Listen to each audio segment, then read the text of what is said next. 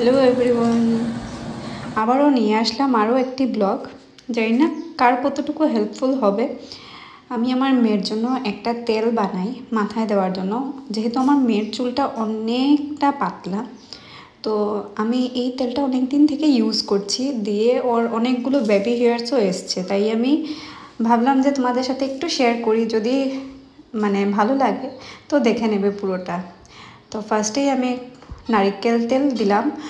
দেওয়ার পর এটার মধ্যে আমি সব কিছু ইনগ্রিডিয়েন্টস নিয়ে নিলাম, যেমন ধনিয়া, কালো জিরে, পেঁয়াজ, একদম ছোট ছোট পেঁয়াজগুলো কুচি করে কেটে ওই ভালো মিক্সড করতে সময় একসাথে সবগুলো না দিয়ে একটা একটা করে একটু একটু বয়েল হওয়ার পর তারপর দেওয়ার পর অনেকক্ষণ এটাকে নাড়াচাড়া করে কালারটা চেঞ্জ হওয়ার পরে একটু আমি কারি পাতা দিলাম।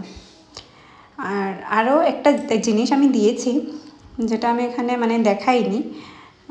ওইটা যদি পারি আমি নেক্সট ব্লগে এটা আমি দিয়ে দেবো। অনেকগুলো কারি পাতা দিলাম।